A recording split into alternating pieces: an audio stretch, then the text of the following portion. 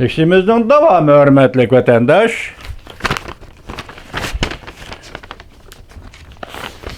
Bugün çizlağı 2022 yıl 7. ayının 6. günü emdiki mavzumunda vatandaşın. Dünya parçalandı.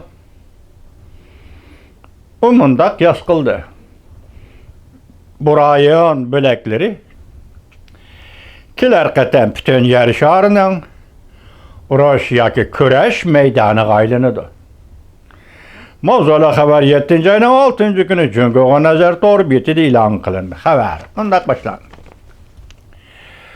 Rusya'nın Ukrayna'ya tecavüz kılış uğraşı devamlaşıvatıdı. Hazırgacha 4 ayçı boldu. Lekin Rusya tek uruş toxtatmadı. Onun üstüge Prezident Vladimir Putin O'rta Osiyoga ziyoratga kelib, qadinaslik munosabatlarini kuchaytmoqchi bo'ldi. O'xshashli Vladimir Putinning qadinas do'sti hisoblangan Belorussiya prezidenti Lukashenko yaqinda oshkora holda mundaq ko'rsatdi. O'rta Osiyo kelar qatimliq dunyoni bölüşüp aladigan uruş meydanıga ya küreş meydanıga aylanadi. Bir tekrarlay vatandaş. Belorussiya prezidenti Lukashenko mundaq ko'rsatdi. O'rta Osiyo kelar qatimliq dunyoni bölüşüp aladigan uruş ya küreş meydanıga aylanadi. Rusya axborot agentligining xabariga asoslanganda prezident Lukashenko mundaq ko'rsatdi. Keler qatam dünyani bölüşüp aladigan küreş, yani uruş meydanı O'rta Osiyoda bo'ladi. O mundaq dedi. Misali jandov degan gapdan o'zi urush desin bo'ldi, küreş desin bo'ldi. Vatandaşlar shundaq tarjima qilib qo'ydim buni. Aldigan küreş, urush meydanı O'rta Osiyo bo'ladi. O mundaq dedi. Nurg'unlagan alomatlar bu nuqtani isbotlab ko'rsatdi. O yana bevosita mundaq ko'rsatdi.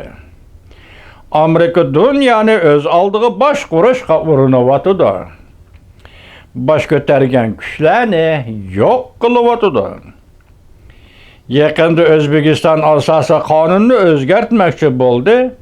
Qoraqalpog'iston degan ismni va referendum orqali O'zbekistondan ayrilib chiqishga bo'ladigan asosiy qonunda berilgan huquqni amaldan qoldirib, şu yerde, yani Qoraqalpog'iston poytaxti Konos shahrida bir necha ming kishi ko'chaga chiqib namoyish qilib, bu siyosat qarshi noroziligini bildirdi.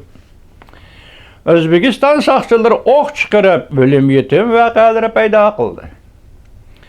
Bu to'g'rida Belorussiya prezidenti Lukashenko mundaq hisobladi. O'zbekiston vaziyatning muqimligida xatar mavjud. Balki doiralar chet el kuchlari aralashdi deb hukm qildi. Prezident Lukashenko mundaq ko'rsatdi. Amaliyotdan qarasak, O'rta Osiyo xuddi bizga o'xshash. Ikki maydon o't ichida turibdi. Bir taraf bo'lsa Amerika Qo'shma Shtatlari va Yevropa ittifoqi. Yani bir taraf bo'lsa Jungo. Lukashenko nima deydi? Xuddi bizga o'xshash.